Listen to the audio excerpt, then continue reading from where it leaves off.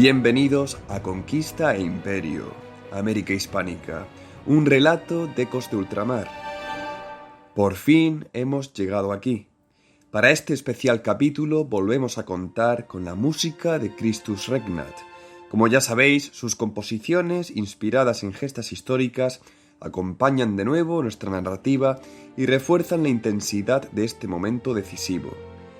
Volviendo a nuestra historia, en el capítulo anterior dejamos al ejército de Hernán Cortés en Texcoco, con todo preparado para la marcha final. Españoles, aliados y recursos se concentraban en el campamento, mientras se ultimaban los detalles de una operación que decidiría el destino de la guerra. Las huestes hispano-indígenas están listas, los capitanes han recibido sus órdenes y el cerco sobre Tenochtitlán está a punto de comenzar. El ejército se pone en marcha. Pero lo que empieza no es un simple avance, es el inicio de un asedio. Un sitio que pondrá a prueba la resistencia, la disciplina y la capacidad de adaptación de ambos bandos. Porque Tenochtitlán no caerá fácilmente, y cada paso hacia la ciudad será disputado con dureza. Nada está decidido, ni la victoria es inmediata, ni la resistencia está vencida. Sin más preámbulo, adentrémonos en el momento en que todo comienza, y en los primeros pasos del sitio de Tenochtitlán. A comienzos de mayo de 1521, el campamento de Texcoco se convirtió en el centro nervioso de la guerra. Allí se concentraban hombres, armas, aliados y recursos procedentes de todas las regiones que se habían sumado a la coalición contra México Tenochtitlán. La ciudad de Alcogua, convertida en base de operaciones, bullía con el movimiento constante de mensajeros, cargadores, carpinteros, armeros y capitanes que preparaban el asalto definitivo. Cortés sabía que el éxito del cerco no dependería únicamente de la presión militar, sino de la coordinación de fuerzas diversas. Mientras supervisaba los últimos preparativos de los bergantines y asignaba tripulaciones, reclutando incluso por la fuerza marineros y hombres con experiencia en la mar para completar los remos, llegaron noticias que confirmaban que la coalición indígena seguía creciendo. Los contingentes tlaxcaltecas, pieza esencial de la campaña, avanzaban hacia Texcoco bajo el mando de Xicoténcatl el Mozo, hijo del anciano Xicoténcatl Huehue. Le acompañaban sus hermanos y otros capitanes principales, junto con guerreros de Huejotzingo y pequeñas fuerzas procedentes de Cholula. Su llegada se produjo antes del plazo previsto, signo inequívoco de la urgencia y del compromiso adquirido. Cortés salió a recibirlos a un cuarto de legua de la ciudad, acompañado por Pedro de Alvarado y otros capitanes. El encuentro tuvo un carácter solemne. Según recuerda Bernal Díaz del Castillo, los jefes tlaxcaltecas avanzaban en perfecta formación, ricamente ataviados con insignias distintivas, estandartes desplegados y penachos que ondeaban al viento. Sus alféreces agitaban banderas marcadas con el ave blanca que servía de emblema a Tlaxcala, mientras los guerreros marchaban armados con arcos, flechas, macanas, lanzas y espadas de madera con filos de obsidiana. Entraron en Texcoco entre gritos y silbidos rituales, proclamando consignas que simbolizaban la nueva alianza. ¡Viva el emperador nuestro señor! ¡Castilla, Castilla! ¡Tlaxcala, Tlaxcala! La columna era tan numerosa y ordenada que tardó más de 3 horas en completar su entrada en la ciudad. La escena tenía un profundo significado político. Tlaxcala, enemiga histórica de los mexicas, no acudía como fuerza auxiliar menor, sino como potencia militar decisiva. Su presencia confirmaba que el sitio de Tenochtitlán no sería obra exclusiva de los castellanos, sino el resultado de una amplia coalición indígena que buscaba alterar el equilibrio de poder en el altiplano. Cortés alojó a los jefes en buenos aposentos y ordenó abastecerlos con los recursos disponibles en el real. Tras los saludos y ofrecimientos, incluida la promesa de recompensas futuras, les pidió descanso, anunciando que al día siguiente recibirían instrucciones para la operación que decidiría la guerra. Mientras tanto, el campamento seguía transformándose en una maquinaria de asedio. Los bergantines estaban ya armados con sus capitanes designados, artillería ligera embarcada y banderas reales izadas. Se asignaron ballesteros y escopeteros a cada nave y se establecieron las coordinaciones con los mandos de tierra, asegurando que la acción naval apoyaría los avances por las calzadas. Nuevos mensajeros llegaban con noticias de regiones lejanas, recordando que el conflicto había desbordado el valle y se extendía por toda la geografía mesoamericana. Para los aliados indígenas, la guerra ofrecía la oportunidad de librarse del tributo mexica. Para los castellanos, la posibilidad de consolidar una conquista que ya no podía fracasar sin consecuencias irreparables. Texcoco dejó de ser un campamento militar para convertirse en el punto de reunión de un ejército multinacional, sin precedentes en la historia del valle. Allí convergían ambiciones, venganzas antiguas, intereses políticos y expectativas de botín. Frente a ellos, en la isla fortificada, Cuauhtémoc preparaba la resistencia. El cerco estaba listo para cerrarse. El sitio de Tenochtitlán iba a comenzar. Una vez reunidos los contingentes aliados y completados los preparativos navales, Cortés dispuso el despliegue del ejército con un grado de planificación poco habitual en campañas anteriores. El objetivo no era alcanzar un asalto directo, sino establecer posiciones permanentes que estrangularan a Tenochtitlán por tierra mientras la flota dominaba el lago. La operación exigía coordinación, disciplina y una distribución precisa de hombres y recursos. El ejército castellano era numéricamente reducido, pero estaba estructurado para maximizar su eficacia. La fuerza se componía de infantería armada con espada y rodela, lanceros, ballesteros y escopeteros, además de la caballería, que seguía siendo el arma táctica más decisiva en campo abierto. A estos contingentes se sumaban decenas de miles de guerreros indígenas aliados, organizados bajo sus propios capitanes, cuyo conocimiento del terreno, capacidad logística y superioridad numérica resultarían determinantes. Cortés dividió las fuerzas terrestres en 3 guarniciones principales, cada una con misión permanente y autonomía operativa. Pedro de Alvarado recibió el mando del frente occidental. Marcharía hacia Tlacopán con unos 150 infantes de espada y rodela, muchos armados también con lanzas, 30 jinetes y 18 ballesteros y escopeteros. Bajo su autoridad quedarían los capitanes Jorge de Alvarado, Gutiérrez de Badajoz y Andrés de Monjaraz, cada uno al frente de una compañía. Alvarado, además, ejercería el mando general de la caballería. A su fuerza se sumaban aproximadamente 8.000 guerreros tlaxcaltecas.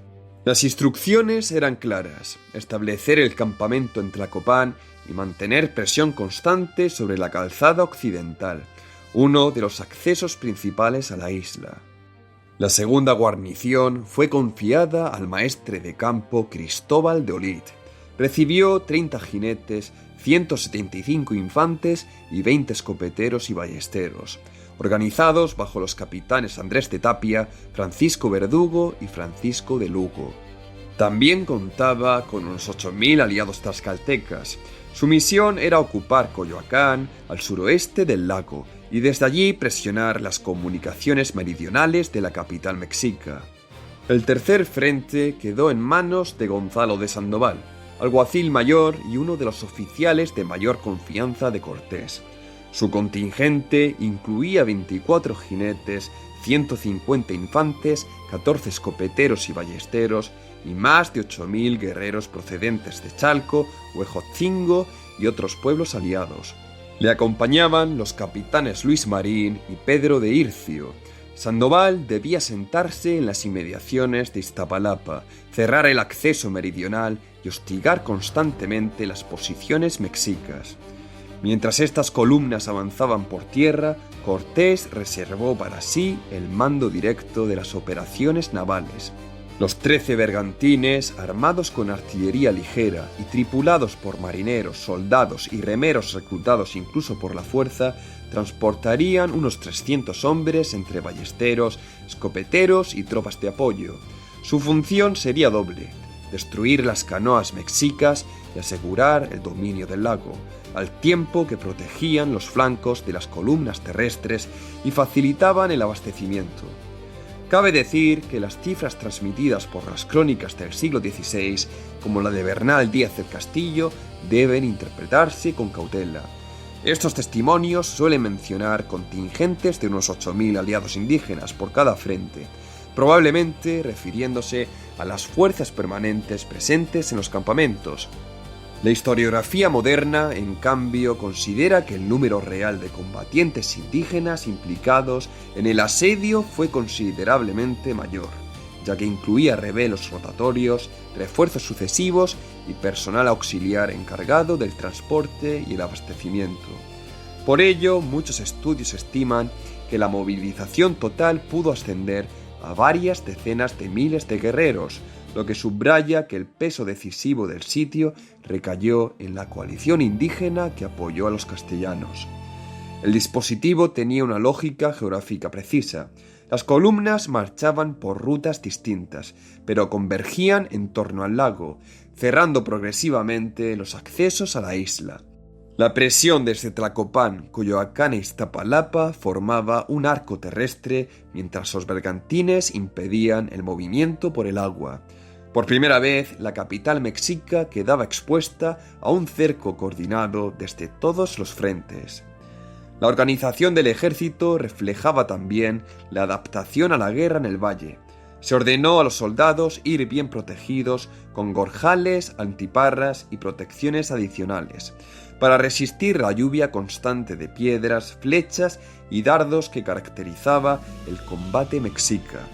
Incluso con estas precauciones, las bajas diarias eran inevitables. Para los aliados indígenas, el despliegue representaba la culminación de meses de guerra y la posibilidad de destruir el poder mexica. Para los castellanos era la apuesta definitiva, una operación prolongada que exigía resistencia, disciplina y coordinación sin precedentes. El cerco se cerraba lentamente. Cada calzada, cada canal y cada embarcación pasaban a formar parte de un sistema destinado no a conquistar la ciudad de un golpe, sino a privarla de aire, agua y sustento. La guerra entraba en su fase decisiva.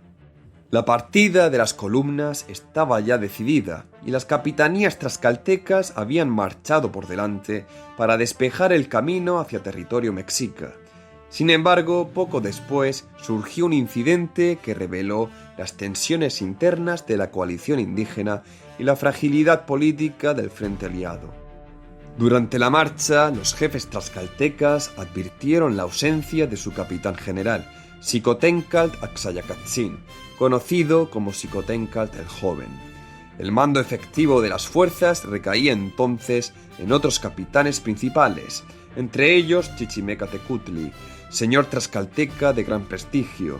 Al investigar su paradero, supieron que Xicoténcatl había abandonado el campamento durante la noche y se dirigía de regreso a Tlaxcala. Las razones que circularon entre los aliados eran tanto políticas como personales. Según los testimonios recogidos por Bernal Díaz del Castillo, Xicoténcatl pretendía consolidar su poder en Tlaxcala, aprovechando la ausencia de los principales capitanes y apropiarse de tierras y vasallos de Chichimecatecutli. Otros recordaban su constante oposición a la alianza con los castellanos y sus advertencias de que aquella guerra conduciría a la destrucción de tlaxcaltecas y españoles por igual. Enterado de la deserción, Chichimecatecutli regresó con urgencia a Texcoco para informar a Cortés. La noticia fue recibida con gravedad. En vísperas del asedio final, cualquier fractura en la alianza indígena podía comprometer la campaña. Cortés envió emisarios, principales de Texcoco y nobles tlaxcaltecas cercanos al propio Xicoténcatl, para persuadirlo de regresar. Le recordaron el honor de su linaje, la lealtad tradicional de Tlaxcala al emperador y el ejemplo de su padre, Xicoténcatl Huehue, anciano y ciego que aún así habría marchado a la guerra si sus fuerzas se lo hubieran permitido. También se le ofrecieron recompensas y honores si retomaba su puesto. La respuesta fue negativa. Según las crónicas, declaró que de haber escuchado su padre y los ancianos sus advertencias, los castellanos no habrían llegado a dominar tanto a los tlaxcaltecas y reiteró su decisión de no volver. Para Cortés, aquella negativa confirmaba un peligro mayor que una simple deserción. Consideraba a Xicoténcatl un jefe influyente, capaz de dividir a los aliados en el momento más crítico de la guerra. Decidió actuar con rapidez. Ordenó a un alguacil, acompañado por jinetes y principales texcocanos, que lo alcanzaran y lo ejecutaran sin demora. Bernal Díaz del Castillo señala que Pedro de Alvarado intercedió por él y rogó que se le perdonara la vida. Cortés respondió con cortesía, pero mantuvo en secreto la orden de ejecución. El capitán tlaxcalteca fue capturado en un pueblo sujeto a Texcoco y ahorcado poco después.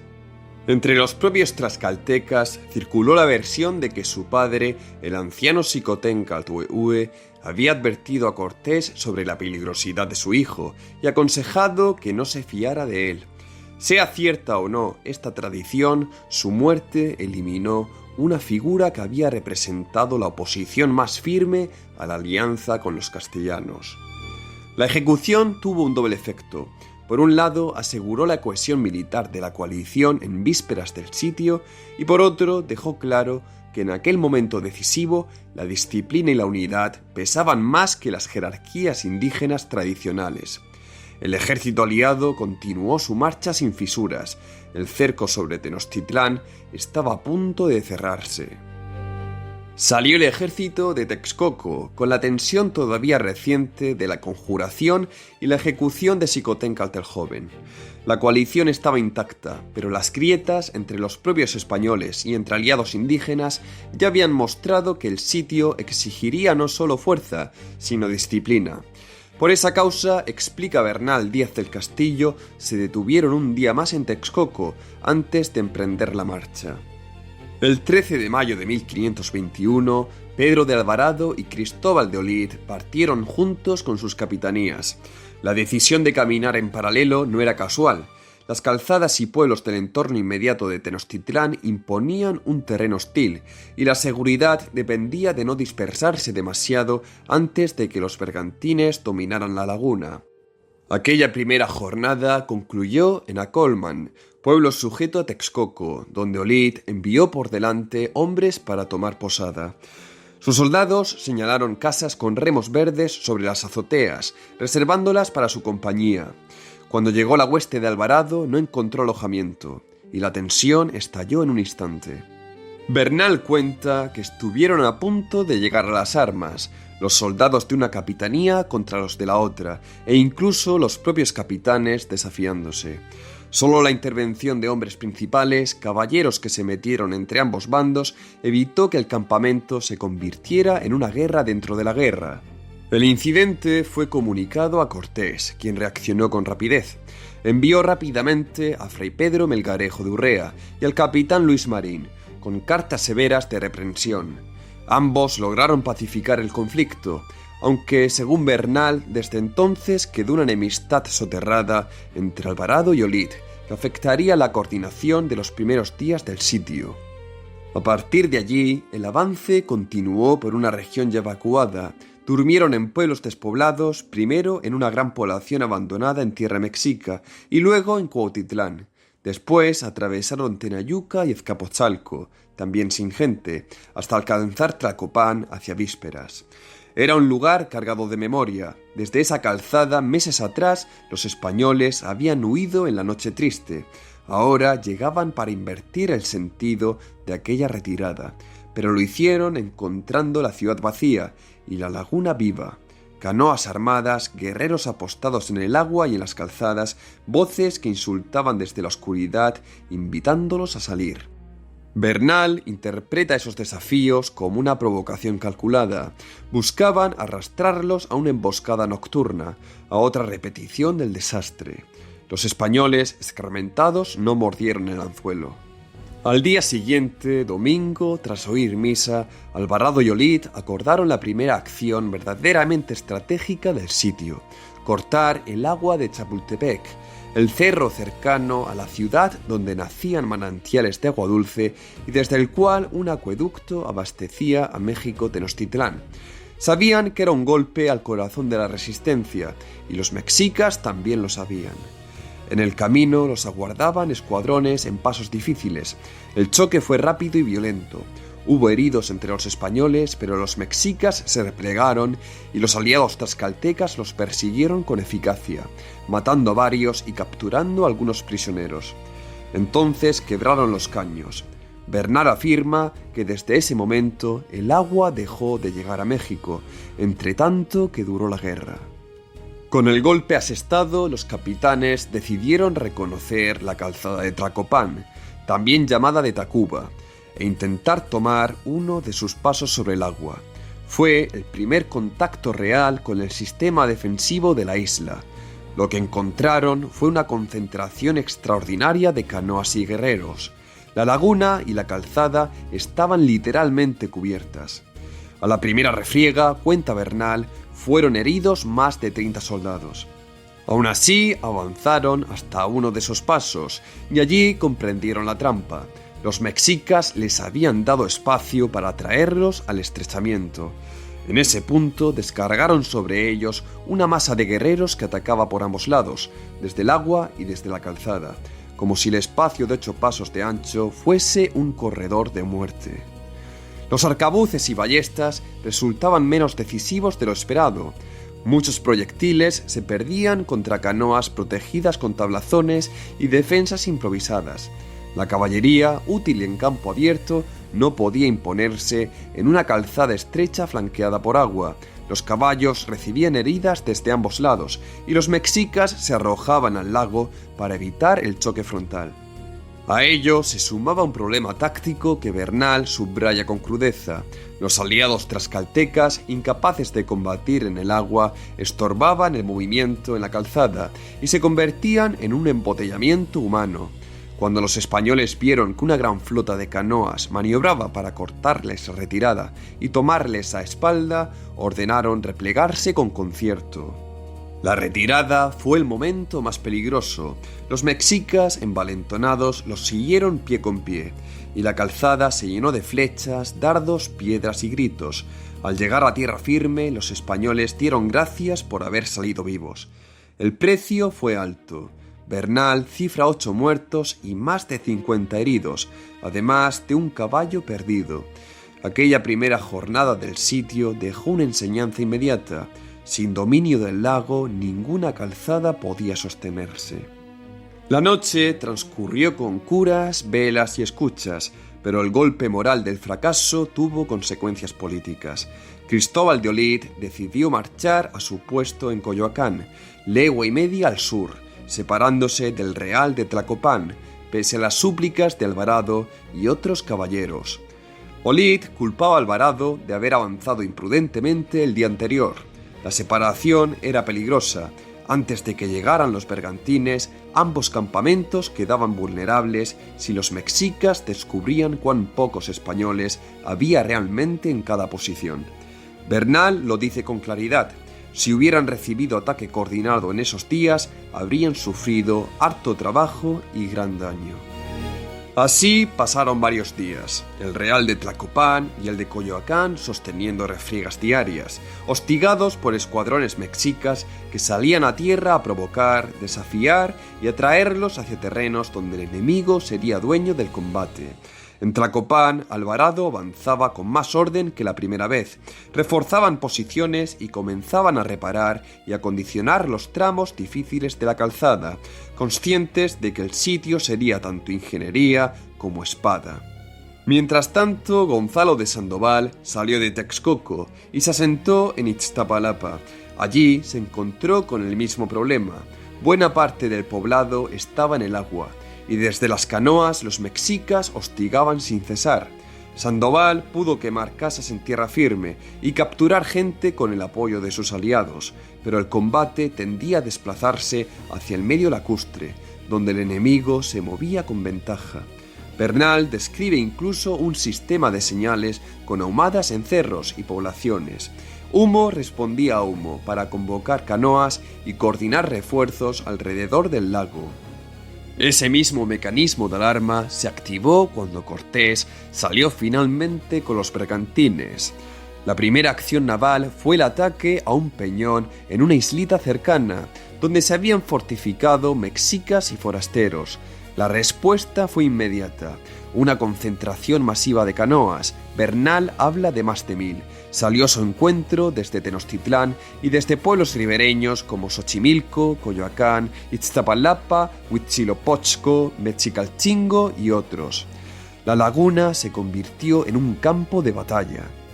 Cortés, consciente del riesgo, maniobró para tener espacio de retirada. Se colocó de modo que si quedaba en aprieto pudiera correr a lo largo con los bergantines y no quedar encerrado. Ordenó no embestir todavía, esperando a que el viento de tierra aumentara. Las canoas, al ver la pausa, interpretaron temor y cargaron. Entonces el viento se levantó con fuerza y la situación se invirtió. Cortés dio la orden de ataque. Los bergantines avanzaron con velocidad, volcaron canoas, mataron y capturaron guerreros y obligaron al resto a refugiarse entre las casas del agua, donde las naves de mayor calado no podían perseguirlos. Fue, según Bernal, la primera victoria en la laguna. Con ese triunfo, Cortés navegó hacia Coyoacán para reunirse con el campamento de Olid. Los mexicas intentaron hostigarlo desde canoas y desde torres de templos, y Cortés respondió desembarcando artillería, bajó los cañones de los bergantines y los utilizó para batir posiciones y concentraciones enemigas. En medio de la prisa, los artilleros sufrieron un accidente que hizo estallar pólvora y les quemó rostros y manos, un recordatorio de que la tecnología europea era poderosa, pero también frágil y peligrosa en manos exhaustas. Desde Coyoacán, Cortés envió un bergantín ligero a Ixtapalapa para recoger pólvora y ordenó a Sandoval no moverse. Sin embargo, la presión mexica sobre el frente sur aumentó. Sandoval, intentando hacer daño donde pudiera, atacó casas accesibles en la laguna. Cuauhtémoc respondió enviando guerreros para abrir la calzada por donde había entrado Sandoval y encerrarlo, mientras otras fuerzas lo atacaban por flancos. Al ver gran número de canoas dirigirse hacia Iztapalapa, Cortés y Olid comprendieron el peligro y acudieron. Cortés por agua con los bergantines, Olid por la calzada. Encontraron a Sandoval combatiendo con dureza, y la llegada de los bergantines alivió la presión. Tras salvarlo, Cortés reordenó el despliegue, mandó a Sandoval abandonar esa posición y trasladarse a otra calzada, la que conducía a Tepeyacac, en el norte del lago de Texcoco, lugar que Bernal identifica con el sitio donde después se veneraría a Nuestra Señora de Guadalupe, para reforzar el cerco en un punto más útil y menos expuesto. Con los reales establecidos en Tlacopan, Coyoacán y Tepeyacac y manteniendo presión sobre el frente de Iztapalapa, el cerco se tensaba desde el oeste, el sur y el norte, y con los bergantines probados en combate y ya dominando el agua abierta, el sitio dejó de ser un plan sobre mapas para convertirse en una realidad diaria. Combates, heridos, reparaciones de calzadas, cortaduras de canales, incursiones de canoas, artillería y hambre como horizonte. La isla resistía, pero el lago por primera vez ya no era suyo. Y con esa inversión, el agua convertida en enemigo, el asedio entraba en su verdadera etapa. Con la laguna ya convertida en campo de batalla, la guerra entró en su fase más mecánica y más cruel.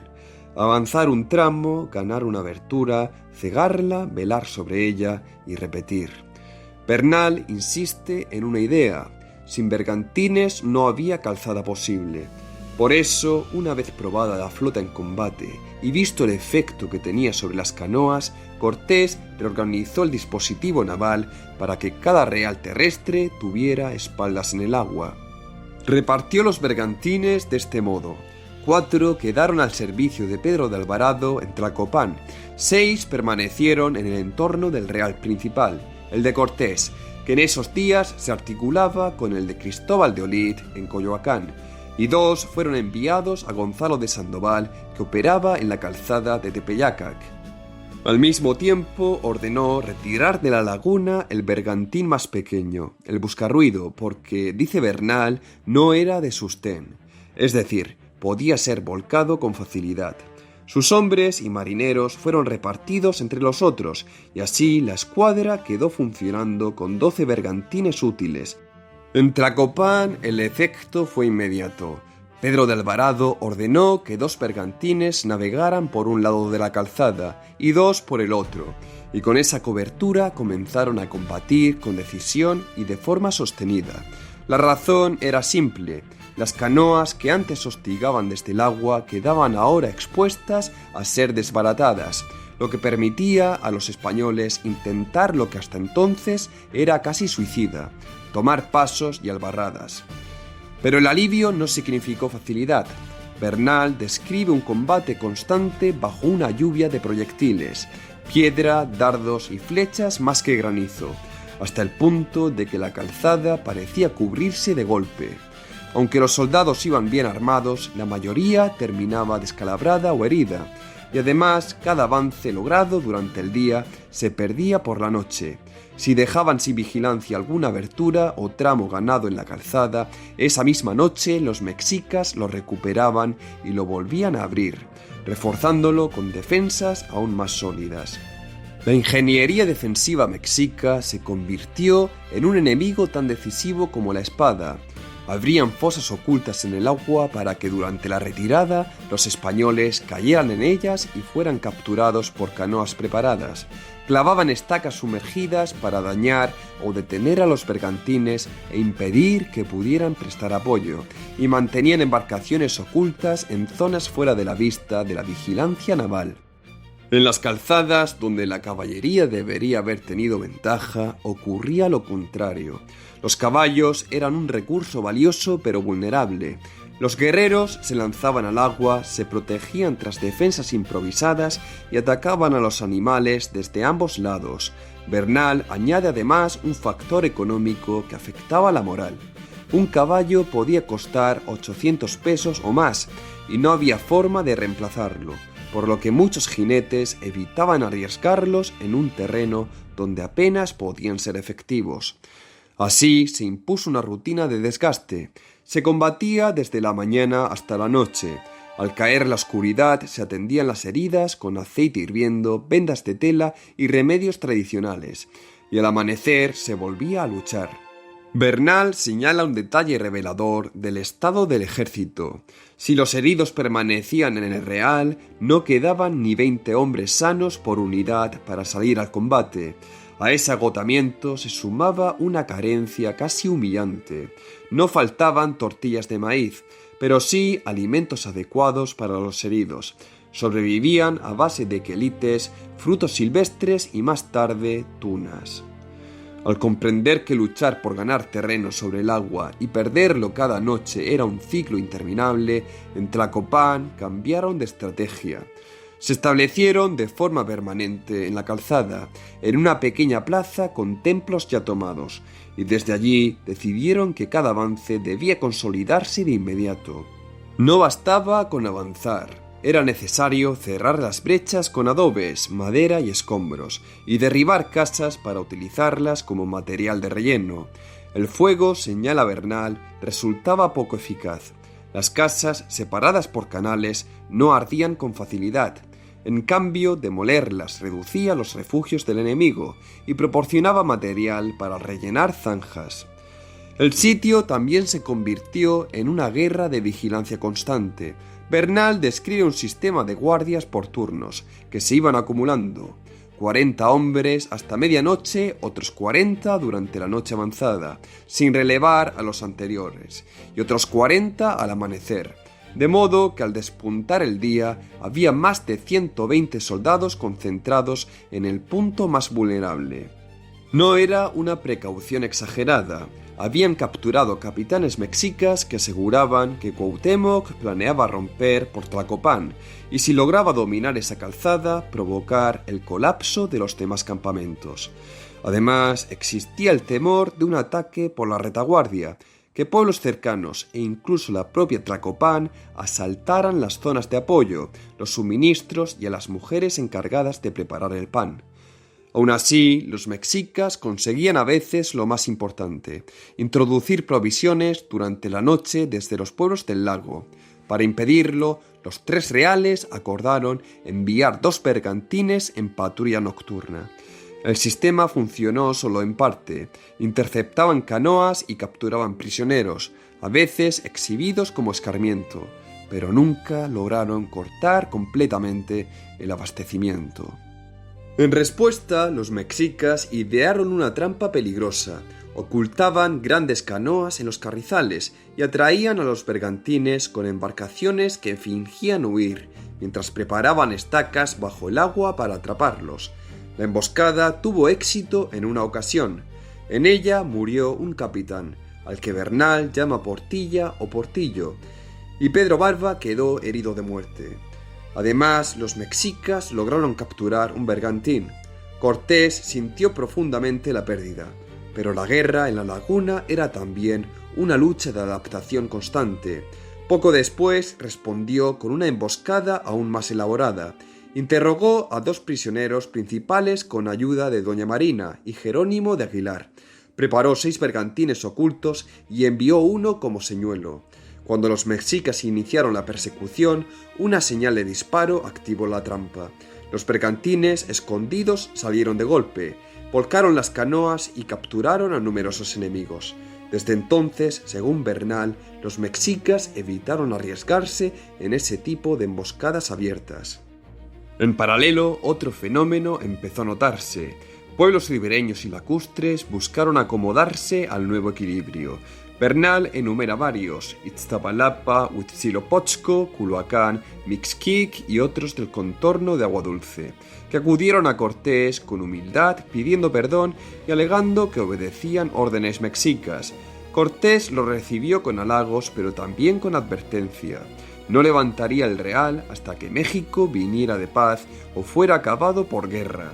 Les exigió canoas y apoyo, y que instalaran ranchos y proveyeran comida. La obediencia en muchos casos fue más formal que entusiasta. Colaboraban con poca gana y escaso abastecimiento, pero el movimiento era significativo porque anunciaba la erosión del entorno político de Tenochtitlán. A pesar de esas deserciones, el corazón del sitio seguía siendo el mismo: avanzar, cerrar brechas, mantener la vigilancia y resistir los contraataques.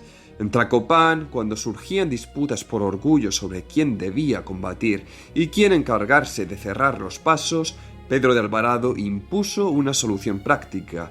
Un día, una capitanía se ocupaba de bloquear las aberturas y 2 combatían, alternándose por turnos. Al retirarse, todos peleaban juntos, porque ese era el momento más peligroso.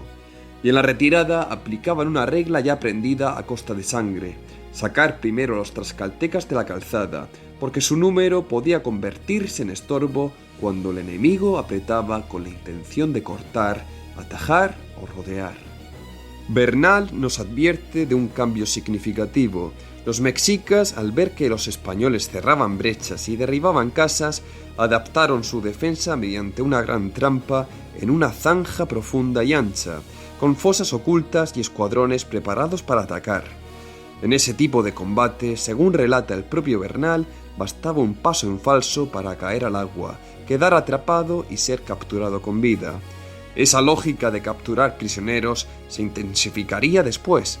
Cuauhtémoc no solo buscaba víctimas para el sacrificio, sino también quebrar la moral enemiga y demostrar que el asedio podía volverse contra los sitiadores. En realidad, lo que estaba cambiando no era solo la línea del cerco, sino la naturaleza misma de la guerra. Con los bergantines desplegados, el lago dejó de ser dominio exclusivo mexica. Con la ocupación permanente de las calzadas, el avance dejó de ser una incursión y pasó a convertirse en control del terreno. Y con la vigilancia constante y el cierre sistemático de brechas, el asedio dejó de ser una sucesión de enfrentamientos para convertirse en un proceso continuo de desgaste y demolición. Cuanto más se acercaban al corazón de la ciudad, más evidente resultaba lo esencial: Tenochtitlán no caería por un golpe decisivo, sino por agotamiento tramo a tramo, noche a noche, entre sangre y barro. La campaña entró entonces en uno de sus momentos más críticos. Hasta ese punto el asedio había avanzado a fuerza de disciplina, demolición y desgaste, pero sin quebrar todavía la capacidad de reacción mexica. Cada puente cegado durante el día reaparecía abierto al amanecer. Cada albarrada derribada era reconstruida durante la noche con mayor solidez. Las jornadas se consumían en un trabajo repetitivo y extenuante: combatir, rellenar zanjas, derrocar casas, velar sobre los pasos ganados y comenzar de nuevo al día siguiente. Según Bernal Díaz del Castillo, aquella rutina estaba agotando a todos los reales por igual, pues la mayor parte de los hombres se hallaban ya heridos o exhaustos. Fue en ese contexto cuando Cortés, al ver que el avance era lento y costoso, empezó a considerar una maniobra más arriesgada. Reunió a sus capitanes, Cristóbal de Olid, Andrés de Tapia, Francisco Verdugo, Francisco de Lugo y otros, y consultó también a los campamentos de Pedro de Alvarado y Gonzalo de Sandoval. La propuesta consistía en aprovechar el impulso ofensivo y avanzar directamente hasta el gran mercado de Tlatelolco, donde podrían concentrar los 3 principales campamentos. Desde allí, pensaba, podrían combatir dentro de la ciudad sin depender tanto de las calzadas ni exponerse cada tarde a retiradas peligrosas. Sin embargo, muchos se opusieron. Argumentaban que si abandonaban sin asegurar los tramos ya conquistados, los mexicas reabrirían las calzadas y los pasos sobre el agua, cortarían la comunicación entre los distintos campamentos y convertirían a los sitiadores en sitiados. Bernal deja claro que este temor pesaba mucho entre los soldados veteranos, aún marcados por el recuerdo de la noche triste. Finalmente se descartó la idea de instalarse de inmediato en Tlatelolco, pero se decidió intensificar la ofensiva para comprobar hasta dónde podía forzarse el cerco. Un domingo por la mañana, tras oír misa, los 3 campamentos avanzaron al mismo tiempo con toda su fuerza disponible. También se movilizó a los aliados tlaxcaltecas y texcocanos, junto con los pueblos ribereños que recientemente se habían unido al bando español, empleando sus canoas para apoyar las maniobras de los bergantines. El avance inicial pareció prometedor.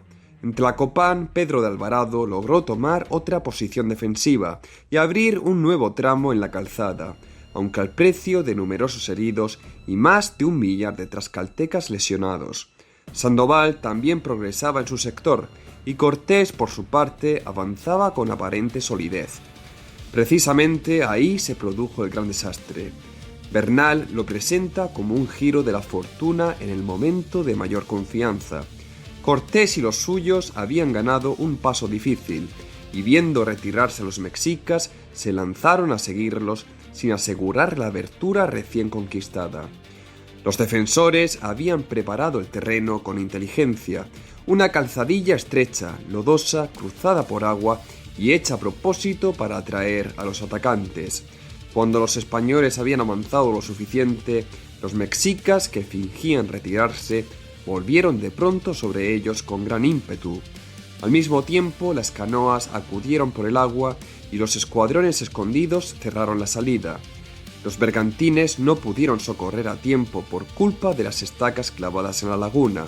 El repliegue se convirtió en desconcierto y el desconcierto en desbarate.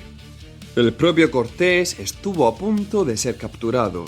Bernal insiste en que varios capitanes mexicas ya lo tenían sujeto cuando intervino Cristóbal de Olea, el mismo soldado que, como recordaréis del capítulo anterior, poco antes lo había salvado en Xochimilco. Olea abrió paso a cuchilladas y con ayuda de otros hombres consiguió arrancarlo de las manos enemigas, aunque perdió la vida en la acción. Otro soldado, Lerma, quedó también gravemente herido.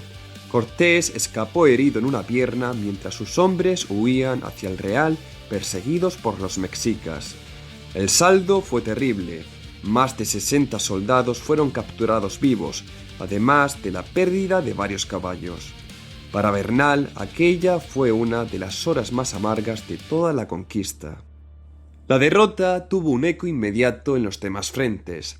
En Tlacopan, los hombres de Pedro de Alvarado, que también venían peleando con dificultad, vieron aparecer a escuadrones mexicas que traían en alto varias cabezas recién cortadas, aún sangrantes, asegurando que entre ellas estaban las de Cortés, Sandoval y otros capitanes. Era una maniobra de guerra psicológica, destinada a sembrar el pánico. La visión de aquellas cabezas produjo desmayo entre muchos aliados indígenas, especialmente los tlaxcaltecas, que creyeron por un momento que los jefes españoles habían sido aniquilados. Poco después resonó en la ciudad el tambor sagrado del Templo Mayor, acompañado de caracoles y atabales, y desde el alto del recinto ceremonial pudieron ver cómo los prisioneros capturados en el desbarate eran sacrificados a Huitzilopochtli y Tezcatlipoca. Bernal describe la escena con un horror muy personal. Los plumajes, las danzas, los pechos abiertos con navajones de pedernal, los corazones ofrecidos a los ídolos y los cuerpos arrojados escaleras abajo para ser descuartizados. En esos mismos momentos, el Real de Tlacopan sufría también una presión feroz. Los mexicas atacaban desde la calzada, las azoteas y las canoas, trataban de tomar los bergantines parados o dañados, empujaban contra las posiciones españolas con una confianza nueva, alimentada por la victoria lograda sobre Cortés. Sandoval, herido él mismo, llegó hasta Tlacopan con dificultad y encontró a los hombres de Alvarado defendiendo un bergantín casi perdido, metidos en el agua hasta la cintura para evitar que se lo llevaran las canoas enemigas. El propio Bernal se incluye entre quienes combatieron allí en el agua, a espada y lanza, mientras las sogas de los mexicas trataban de arrastrar la nave hacia la ciudad. La resistencia fue desesperada, pero lograron salvarla. Mientras tanto, en el Real de Cortés la situación no era mejor. También allí arrojaron cabezas cortadas. También allí se creyó por momentos que la catástrofe podía extenderse a todo el cerco. Cortés, herido y abatido, lloró al ver lo ocurrido, aunque no dejó de reorganizar la defensa.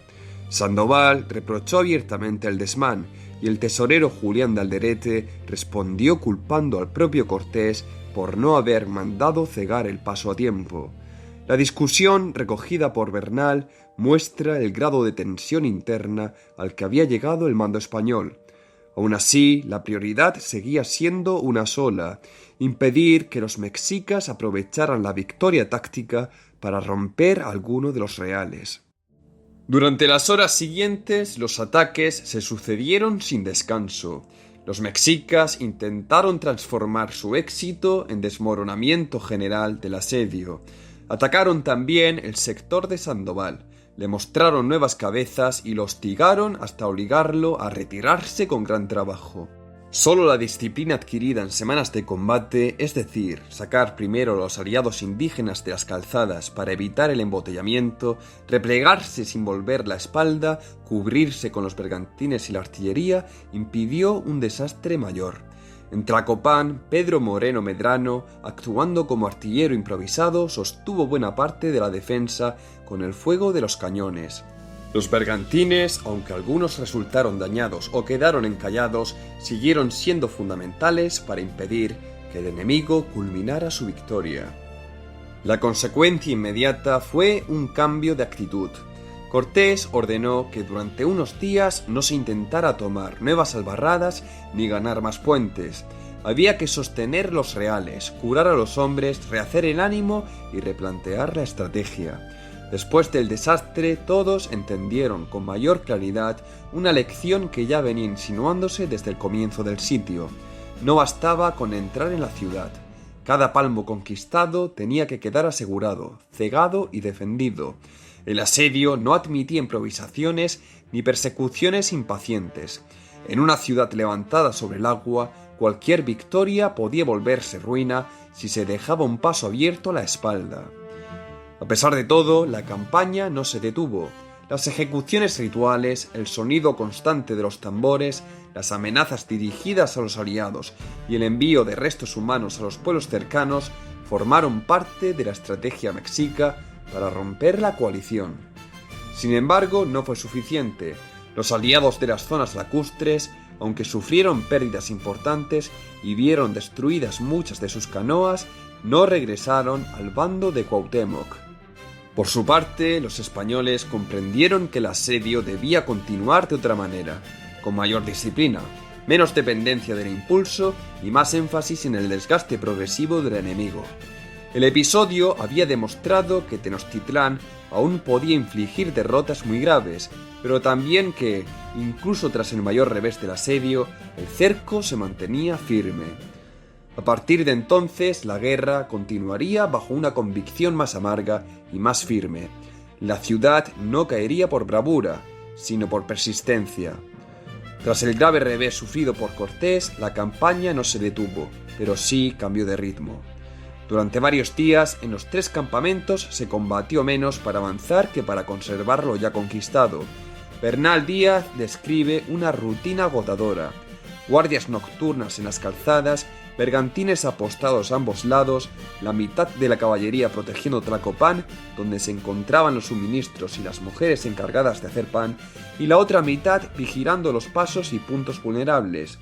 Mientras tanto, desde el amanecer, los mexicas acudían a cercar los campamentos e intentar romper sus defensas.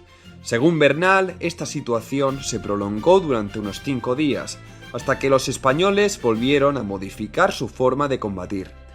Durante esas noches, el impacto psicológico de la guerra fue casi tan duro como el combate mismo. Desde el Templo Mayor y el recinto de Tlatelolco se oían sin descanso tambores, caracoles y gritos. Los sacrificios de los prisioneros españoles continuaban y los mexicas interpretaban esos rituales como una señal de que sus dioses seguían prometiéndoles la victoria. Los aliados indígenas de Cortés también lo escuchaban. Bernal subraya que ese ruido nocturno, unido al recuerdo del reciente desastre, alimentó el temor entre tlaxcaltecas, cholultecas, huejotzingas, texcocanos y chalcas. No era solo miedo al combate, era la sensación de que la guerra había entrado en una fase incierta y de que los mexicas, lejos de estar vencidos, aún conservaban la iniciativa moral. Los guerreros de Tenochtitlán supieron explotar esa ventaja con habilidad. Cada mañana acudían por turnos cambiando penachos, enseñas y distintivos, y lanzaban insultos cuidadosamente dirigidos. Llamaban a los españoles cobardes y ladrones, repetían que habían llegado huyendo de su rey, y aseguraban que en pocos días no quedaría ninguno con vida. A los aliados tlaxcaltecas los amenazaban con esclavizarlos y obligarlos a reconstruir las casas que habían destruido. La guerra psicológica formaba parte del combate. Bernal insiste en que buscaban desmoralizar tanto como herir, y que se lanzaban con ferocidad, intentando siempre capturar a los soldados en las zonas más difíciles de la calzada. Fue en ese contexto cuando se produjo una deserción alarmante. Sin avisar a Cortés, Alvarado ni Sandoval, una gran parte de los aliados indígenas regresó a sus pueblos.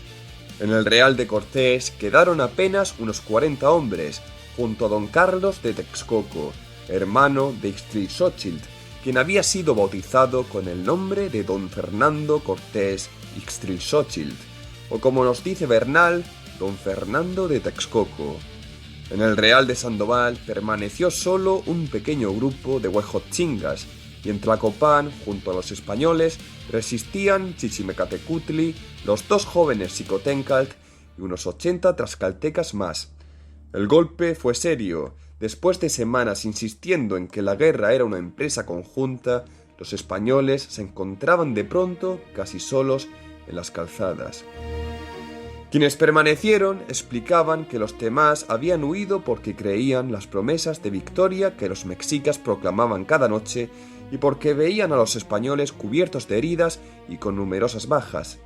Bernal añade que también seguían pensando las advertencias de Xicoténcatl el joven, ejecutado poco antes, quien había predicho que todos perecerían en aquella guerra.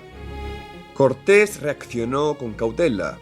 Procuró mostrarse sereno y no dejar ver su preocupación, pero comprendió que la situación exigía un cambio de estrategia. En ese momento cobró especial importancia el consejo de don Carlos de Texcoco.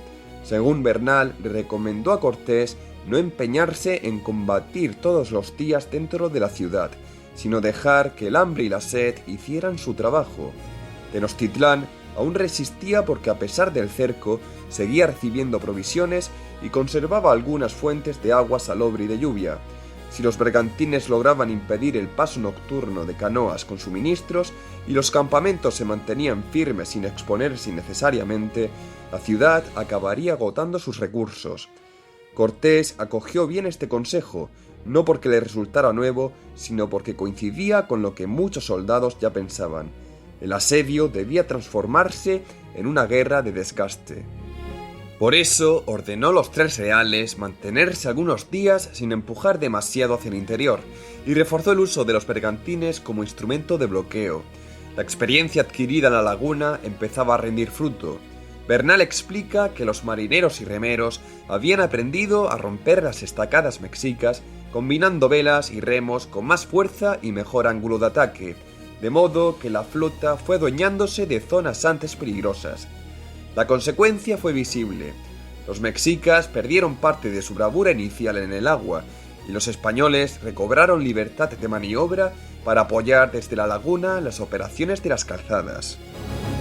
En Tlacopan, mientras tanto, se volvió un trabajo duro y metódico. Con menos aliados que entorpecieran el movimiento, las unidades retomaron la tarea de cerrar la gran brecha cercana al campamento. Una compañía trabajaba con adobes y madera, mientras las otras dos combatían para protegerla, y este sistema se repetía día tras día. Lo mismo hacían Cortés y Sandoval en sus respectivos sectores. Bernal destaca que el propio Cortés en ocasiones cargaba adobes y madera con sus propias manos para asegurar los tramos antes de retirarse. La lección del desastre había sido asumida, no se avanzaría más allá de lo que pudiera consolidarse y defenderse. A medida que el sistema se aplicaba con mayor constancia, los españoles fueron entrando poco a poco en la ciudad. La lucha seguía siendo feroz. Los escuadrones mexicas se relevaban de continuo. El sonido de la corneta de Cuauhtémoc marcaba los momentos de máxima presión, y al final de cada jornada la retirada requería el mismo cuidado que el avance. Pero la diferencia con los días anteriores era clara. Ya no se trataba de arrebatar una albarrada por ímpetu, sino de sujetarla, cegarla y convertirla en terreno seguro para el día siguiente. El sitio empezaba a adquirir la forma de un avance irreversible. Mientras tanto, los sacrificios continuaban en el Templo Mayor. Bernal afirma que durante 10 días consecutivos fueron ejecutados los prisioneros capturados tras el desastre de Cortés, dejando para el final a Cristóbal de Guzmán. Aquella escena seguía pesando en el ánimo del ejército, aunque ya no causaba el mismo impacto que al principio. Al comprobar que los españoles no desaparecerían al cabo de los 8 días anunciados por los dioses mexicas, algunos aliados comenzaron a perder el temor a esas profecías.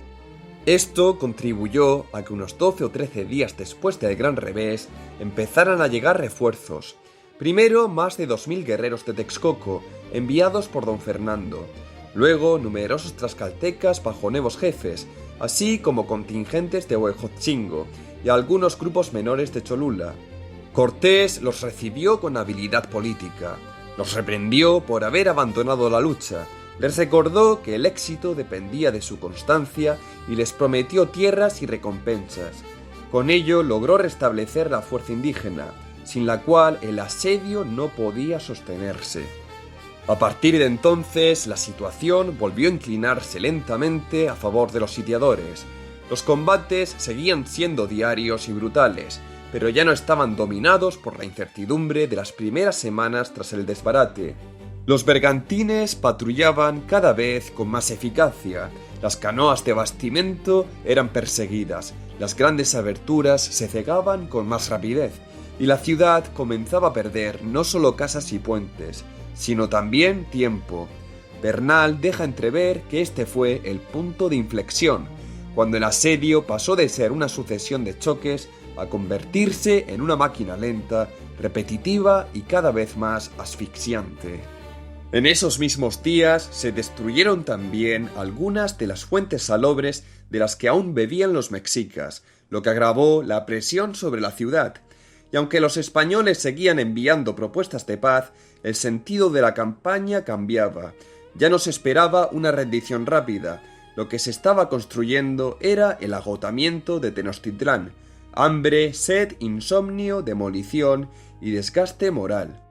Sin embargo, la amenaza no había desaparecido.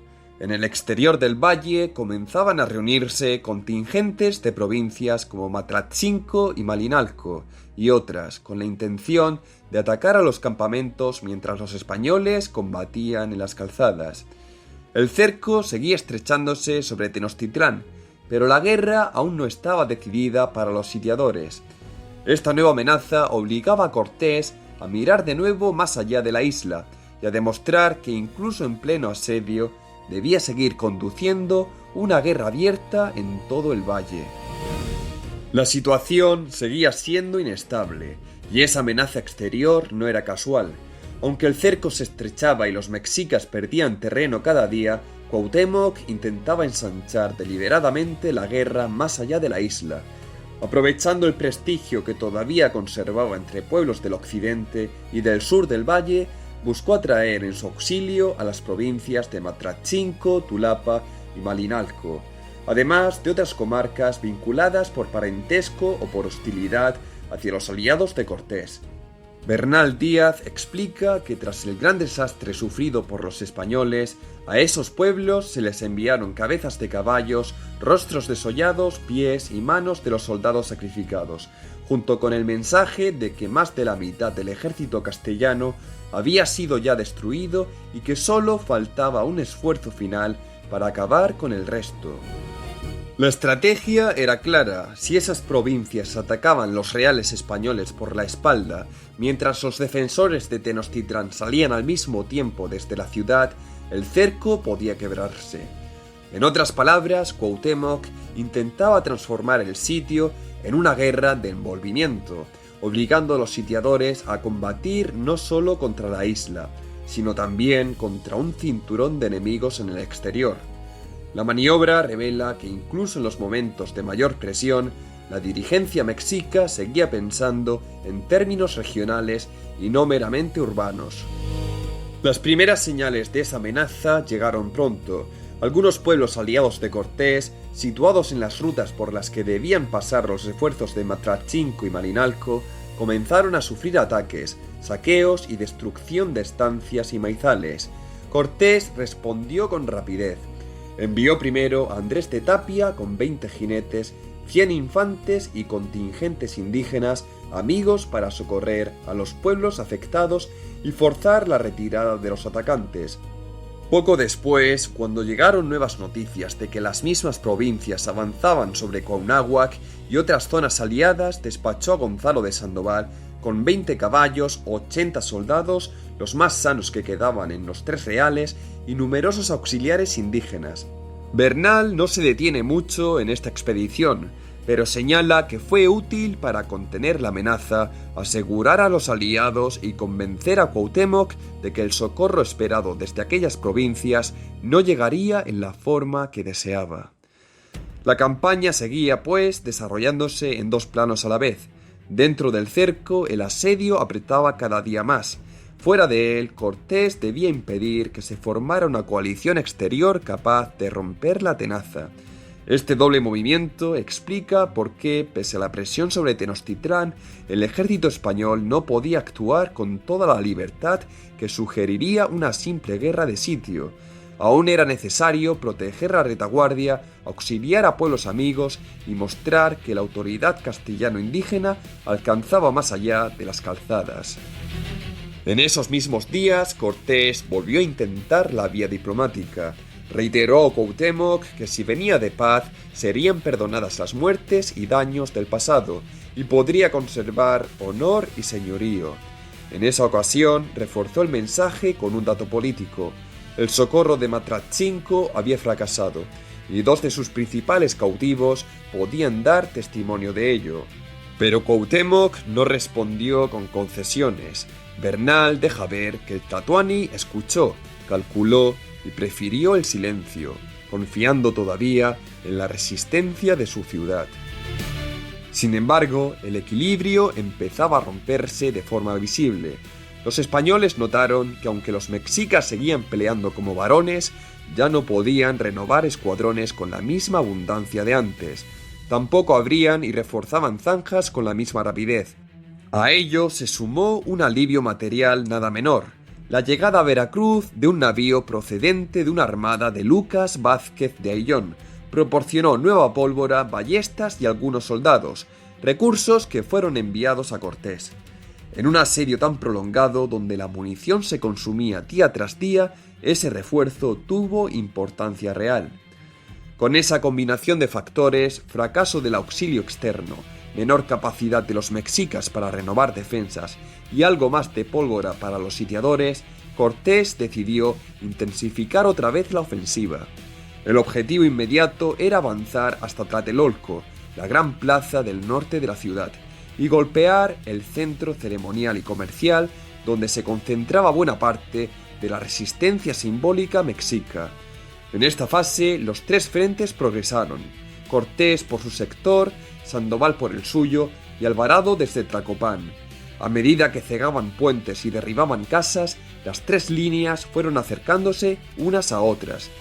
El espacio urbano conquistado comenzó a conectarse, hasta permitir el tránsito entre un real y otro a través de calles arrasadas y pasos rellenados. En el frente de Alvarado se produjo uno de los episodios más intensos de la campaña. Sus capitanías lograron llegar hasta Tlatelolco y combatieron durante horas contra las defensas que guardaban los grandes templos. Bernal subraya la dureza del asalto al templo mayor de Tlatelolco. Las gradas eran altísimas, los defensores peleaban desde lo alto y los sacerdotes mismos participaban en la defensa. Un primer intento dirigido por Gutiérrez de Badajoz fue rechazado con tanta violencia que los atacantes rodaron por las escaleras. Solo tras nuevos refuerzos consiguieron alcanzar la cima, incendiar los ídolos y alzar sus banderas. Fue un golpe de enorme valor simbólico. El primer recinto religioso del sector de Tlatelolco ardía ya bajo dominio enemigo. Cortés, al ver de lejos las llamas y los estandartes en el templo, sintió alivio y aún, dice Bernal, cierta envidia por no haber llegado él primero. No era solo una cuestión de honor personal. La toma de aquel punto mostraba que el espacio sagrado mexica estaba siendo profanado y que el sitio había dejado de ser un combate en las periferias para instalarse en el corazón mismo de la ciudad. Poco después, los tres frentes quedaron prácticamente enlazados.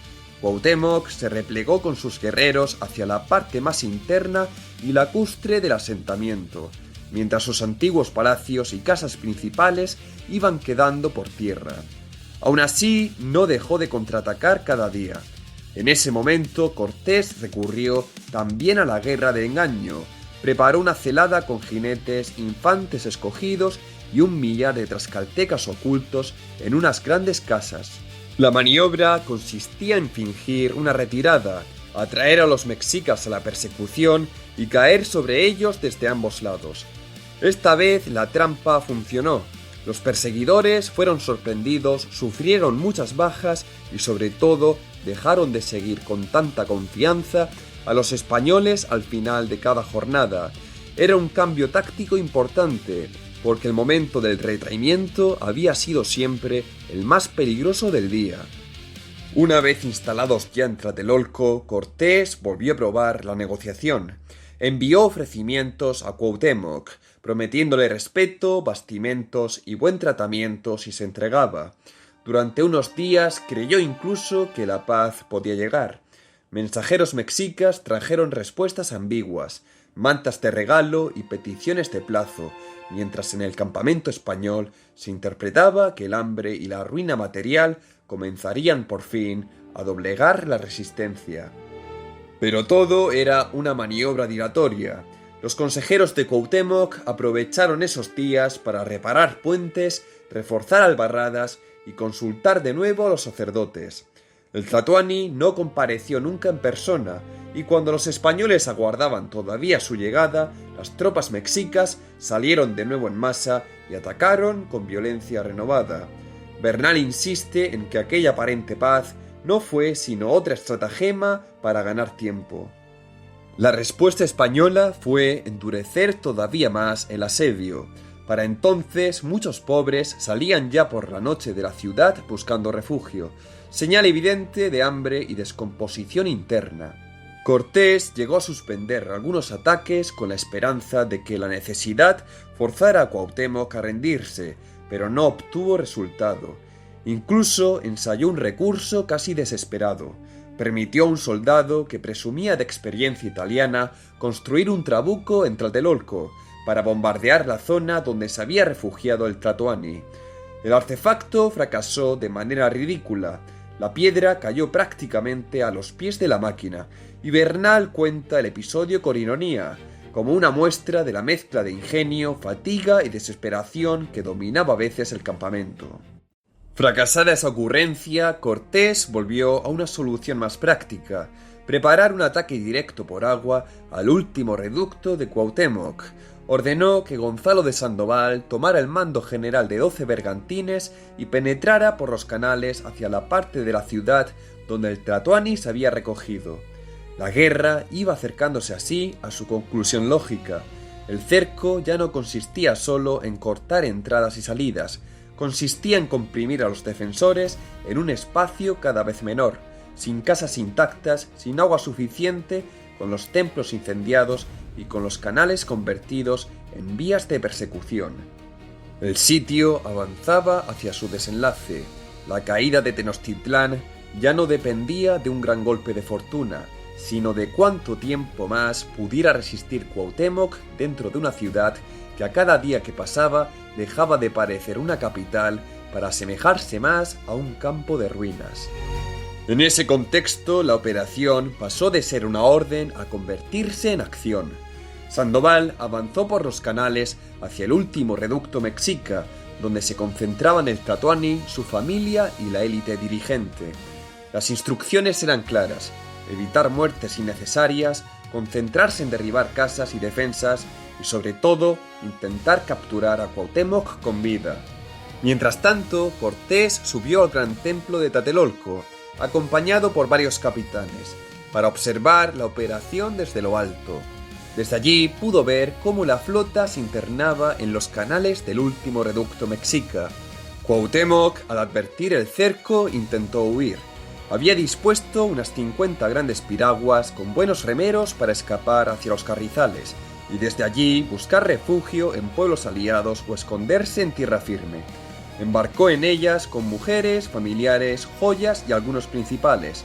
Sandoval dio entonces orden a todos los bergantines de abandonar el derribo de casas y concentrarse en la persecución de las canoas, procurando identificar la del Tlatoani y capturarlo vivo. Uno de los bergantines más ligeros, comandado por García Holguín, alcanzó pronto la embarcación principal. Reconocido Cuauhtémoc por su porte y sus toldos, Holguín hizo ademán de disparar, y entonces el Tlatoani se rindió, pidiendo solo que no se tocara a su mujer ni a los suyos, y que lo llevaran ante Malinche, es decir, ante Cortés. Aquí surgió una disputa reveladora entre los vencedores. Sandoval, como capitán general de la operación, reclamó el honor del prisionero. Holguín, que lo había apresado materialmente, se negó a entregárselo. Cortés resolvió la cuestión de forma práctica. Ordenó a ambos presentarse con Cuauhtémoc en Tlatelolco y dejó para más tarde la discusión sobre a quién correspondería la gloria oficial de la captura. Antes de la entrega, mandó preparar un estrado con petates, mantas y algo de comida. El ceremonial era importante.